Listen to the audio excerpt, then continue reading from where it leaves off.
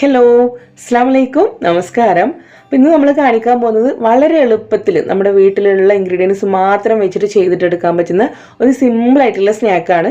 ഒരുപാട് പേർക്ക് അറിയുന്നത് തന്നെ ആയിരിക്കും കേട്ടോ. നല്ല ക്രിസ്പി ആയിട്ടുള്ള ഓണിയൻ ബോൾസ് ആണ് ഇന്ന് നമ്മൾ ചെയ്യാൻ പോകുന്നത്. അപ്പോൾ ഇതിലേക്ക് വേണ്ടിയിട്ടുള്ള സംഭവങ്ങൾ ഞാൻ നേരത്തെ പറഞ്ഞ പോലെ ഒട്ടുമിക്ക വീടുകളിലും എപ്പോഴും ഉണ്ടാകുന്ന ഐറ്റംസ് തന്നെയാണ്. അപ്പോൾ എന്തായാലും നമുക്ക് വീഡിയോയിലേക്ക് പോവാം.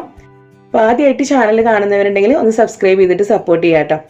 നമ്മുടെ ക്രിസ്പി ആയിട്ടുള്ള ഓണിയൻ ബോൾസ് ചെയ്യാൻ വേണ്ടി ഞാനിവിടെ 3 അത്യാവശ്യം നല്ല സൈസുള്ള സവാള നന്നായിട്ട് കനം കുറഞ്ഞ് നീളത്തിൽ അരിഞ്ഞിട്ട് എടുത്തിട്ടുണ്ട്. അപ്പോൾ നമ്മളിതിലേക്ക് സവാള കട്ട് ചെയ്യുന്ന സമയത്ത് നല്ല കട്ടിക്കൊന്നും സവാള ഇരിക്കരുത് കേട്ടോ. നന്നായിട്ട് കനം കുറഞ്ഞ് നീളത്തിൽ തന്നെ അരിഞ്ഞിട്ട് എടുക്കുക. അപ്പോഴാണ് നമ്മളിതിങ്ങനെ ഫ്രൈ ചെയ്തിട്ട് വരുമ്പോൾ നല്ല ക്രിസ്പിയും മാത്രമല്ല കഴിക്കാനൊക്കെ ഒരു ടേസ്റ്റ് കിട്ടുന്നതൊക്കെ അപ്പോഴാണ്. അത് പ്രത്യേകം ശ്രദ്ധിക്കുക. അപ്പോൾ സവാള ഇവിടെ റെഡി ആയിട്ടുണ്ട്. 3 അത്യാവശ്യം നല്ല സൈസുള്ള സവാളയാണ്. ഇനി നമുക്കിതിലേക്ക് കുറച്ചും കൂടെയൊക്കെ ടേസ്റ്റിന് വേണ്ടിയിട്ട് കുറച്ചും കൂടെയൊക്കെ കാര്യങ്ങൾ ചേർക്കാനുണ്ട്. ഇതെല്ലാം തന്നെ വളരെ ചെറുതായിട്ട് ഞാനിവിടെ അരിഞ്ഞെടുത്ത് വെച്ചിട്ടുണ്ട്. അപ്പോൾ ആദ്യം നമ്മൾ ചേർക്കുന്നത് ഒരു 2 ടേബിൾ സ്പൂണോളം വളരെ ഫൈനായിട്ട് പൊടിയായിട്ട് അരിഞ്ഞെടുത്തിട്ടുള്ള ഇഞ്ചിയാണ് കേട്ടോ ചേർക്കുന്നത്.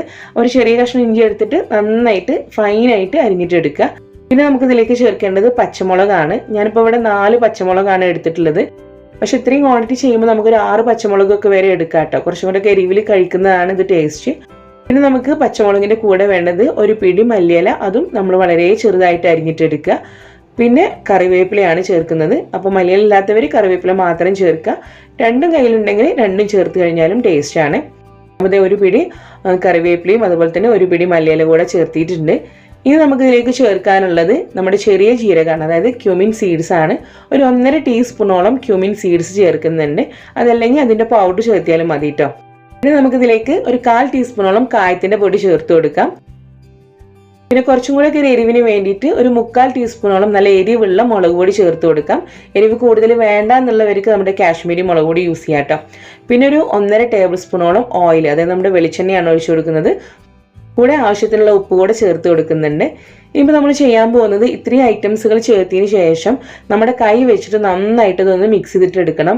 സ്പൂണോ ഫോർക്കോ ഒന്നും വെച്ചിട്ട് മിക്സ് ചെയ്യരുത്. കൈ വെച്ചിട്ട് തന്നെ നന്നായിട്ട് ഞൊരടി എടുത്തിട്ട് വേണം നമ്മളിത് മിക്സ് ചെയ്യാൻ.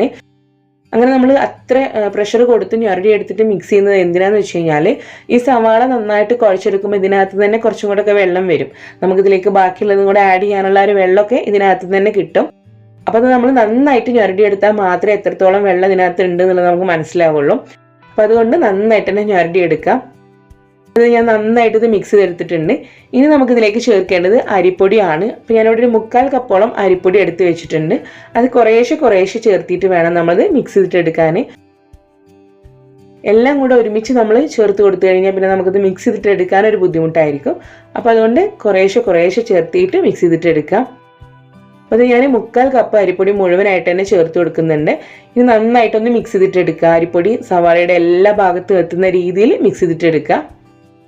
ഇതിനകത്തേക്ക് ഞാനൊരു 1/4 കപ്പ് കൂടെ അരിപ്പൊടി ചേർത്ത് കൊടുക്കുന്നുണ്ട്. ഈ ഒരു അരിപ്പൊടിക്ക് പകരം നമുക്ക് വേണമെങ്കിൽ കടലമാവ് ഒരു 1/4 കപ്പ് വേണമെങ്കിൽ ചേർത്ത് കൊടുക്കാം കേട്ടോ. പക്ഷെ ഞാനിപ്പം അരിപ്പൊടി തന്നെയാണ് ചേർത്തിട്ടുള്ളത്. അപ്പോൾ അരിപ്പൊടി നമുക്ക് വേണമെങ്കിൽ പുട്ടിലുള്ള അരിപ്പൊടിയോ അതല്ലെങ്കിൽ നമ്മൾ നല്ല നൈസായിട്ടുള്ള അരിപ്പൊടിയോ ഏത് വേണമെങ്കിലും ചേർത്ത് കൊടുക്കാം. അവസാനം ചേർത്തിട്ടുള്ള 1/4 കപ്പ് അരിപ്പൊടി കൂടെ ചേർത്തതിന് ശേഷം വീണ്ടും ഒന്ന് മിക്സ് ചെയ്തിട്ട് എടുക്കുക. ഇനി നമുക്കിത് കുഴച്ചെടുക്കാൻ വളരെ കുറേശ്ശെ വെള്ളം ചേർത്ത് കൊടുക്കണം. ഒരു ബാറ്ററിൻ്റെ കൺസിസ്റ്റൻസി ഒന്നും അല്ല കേട്ടോ നമുക്ക് വേണ്ടത്. നല്ല തിക്കായിട്ട് നല്ല കട്ടിക്ക് ഇരിക്കുന്ന കൺസിസ്റ്റൻസി തന്നെയാണ്. പക്ഷെ നമ്മൾ വെള്ളം ഒഴിച്ചു കൊടുക്കുമ്പം കുറേശ്ശെ ആയിട്ട് വെള്ളം ഒഴിച്ചിട്ട് കൊടുത്തിട്ട് വേണം അത് മിക്സ് ചെയ്തിട്ട് എടുക്കാൻ. നമുക്കിങ്ങനെ കയ്യിൽ വെച്ചിട്ട് ഇങ്ങനെ ഉരുട്ടിയെടുക്കാൻ അതല്ലെങ്കിൽ എന്തെങ്കിലും ഒരു ഷേപ്പ് ആക്കിയിട്ട് എടുക്കാൻ പറ്റുന്ന ഒരു കൺസിസ്റ്റൻസിയാണ് ഇതിന് വേണ്ടത്. അപ്പോൾ ആ ഒരു പരുവത്തിന് ഇത് ഞാൻ ആക്കിയെടുത്തിട്ടുണ്ട്. അപ്പോൾ വെള്ളം നിങ്ങൾ ചേർക്കുമ്പോൾ നിങ്ങൾക്ക് മനസ്സിലാവും, കാരണം നമ്മൾ എടുക്കുന്ന സവാളയുടെ വലുപ്പത്തിൽ വ്യത്യാസം ഉണ്ടാവും. അപ്പോൾ അതുകൊണ്ട് നമ്മൾ ഒഴിച്ചു കൊടുക്കുന്ന സമയത്ത് തന്നെ അതിങ്ങനെ മിക്സ് ചെയ്തുകൊണ്ടിരിക്കുമ്പോൾ നമുക്ക് മനസ്സിലാവും എത്രത്തോളം വെള്ളം വേണം എന്നുള്ളത്. അപ്പോൾ ഇത് നമ്മുടെ മിക്സ് ഇവിടെ റെഡി ആയിട്ടുണ്ട്. ഇനി നമുക്കിത് ഉടനെ തന്നെ ഫ്രൈ ചെയ്യാം. അങ്ങനെ റെസ്റ്റ് ചെയ്തിട്ട് വെക്കേണ്ട ആവശ്യമൊന്നുമില്ല. അത് നമ്മുടെ ക്രിസ്പി ആയിട്ടുള്ള ഓണിയൻ ബോൾസ് തയ്യാറാക്കാൻ വേണ്ടിയിട്ടുള്ള ഓയിൽ ഞാനിവിടെ ചൂടാക്കാൻ വേണ്ടി വെച്ചിട്ടുണ്ട്. അപ്പോൾ ഈ ഒരു ഓയിലിൻ്റെ ചൂട് എന്ന് പറഞ്ഞാൽ ഒരുപാട് ഹൈ ചൂടാവാൻ പാടില്ല. കാരണം നമ്മളത് ഇടുമ്പോൾ തന്നെ ഉള്ളിയാണ്, അത് പെട്ടെന്ന് അങ്ങ് കരിഞ്ഞു പോകും.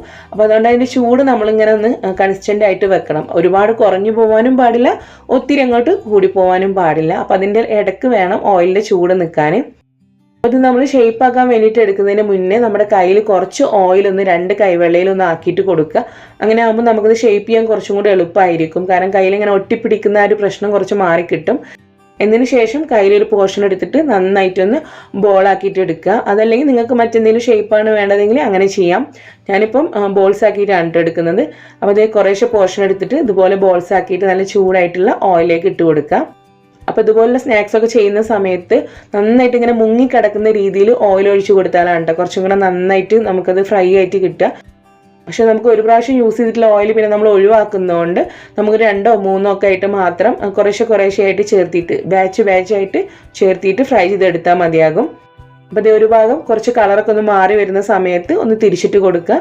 അങ്ങനെ എല്ലാ വശവും നല്ലൊരു ഗോൾഡൻ ബ്രൗൺ കളറായിട്ട് നല്ല ക്രിസ്പി ആയിട്ട് വരുന്നൊരു കണ്ടീഷൻ ആകുമ്പോൾ ഇത് ഓയിലിൽ നിന്ന് നമുക്ക് കോരിയെടുക്കാം. അതേ രീതിയിൽ നമ്മുടെ ബാക്കിയുള്ള ഒരു മിക്സ് കൂടെ വെച്ചിട്ട് നമ്മുടെ ക്രിസ്പി ആയിട്ടുള്ള ഓണിയൻ ബോൾസ് തയ്യാറാക്കിയിട്ട് എടുക്കുക. അപ്പോൾ ഇതിൻ്റെ കൂടെ നമുക്ക് കഴിക്കാൻ കുറച്ചും കൂടെ എരിവൊക്കെ ഉള്ള ടൈപ്പ് ചട്നികളുണ്ട്, നമ്മൾ മുമ്പേ അപ്ലോഡ് ചെയ്തിട്ടുണ്ട്. അങ്ങനെയുള്ള ഏതെങ്കിലും ചട്നിയാണ് കുറച്ചും കൂടെ നല്ല ടേസ്റ്റ് കേട്ടോ. ഇത് കുറച്ച് സ്പൈസി ആയിട്ട് കഴിക്കുന്നത് തന്നെയാണ് ടേസ്റ്റ്. അപ്പോൾ അതേ നമ്മൾ മുഴുവൻ മിക്സ് വെച്ചിട്ടും ഇവിടെ ഓണിയൻ ബോൾസ് തയ്യാറാക്കിയിട്ട് എടുത്തിട്ടുണ്ട്. നല്ല ക്രിസ്പിയാണ് കേട്ടോ. പ്രത്യേകിച്ച് നമ്മൾ അരിപ്പൊടി മാത്രമാണ് ചേർത്തിട്ടുള്ളത്, അതുകൊണ്ട് തന്നെ നല്ല ക്രിസ്പിയാണ്, നല്ല ടേസ്റ്റും ഉണ്ട്. അപ്പോൾ നിങ്ങൾ തീർച്ചയായിട്ടും ഒന്ന് ട്രൈ ചെയ്തിട്ട് നോക്കുക. ട്രൈ ചെയ്യുന്നവർ നിങ്ങളുടെ ഫീഡ്ബാക്ക്സ് കമൻറ്റിൽ വന്നിട്ട് പറയാൻ വേണ്ടിയിട്ട് മറക്കരുത്. മാത്രമല്ല നിങ്ങൾക്ക് ഈ ഒരു വീഡിയോ ഇഷ്ടമായാലും നിങ്ങളുടെ ഫ്രണ്ട്സിലേക്കും റിലേറ്റീവ്സിലേക്കും ഒന്ന് ഷെയർ ചെയ്തിട്ട് കൊടുക്കുക. അപ്പോൾ ഇൻഷാ അല്ലാഹ് നമുക്ക് മറ്റൊരു വീഡിയോ ആയിട്ട് കാണാം. Thank you. അസ്സലാമു അലൈക്കും.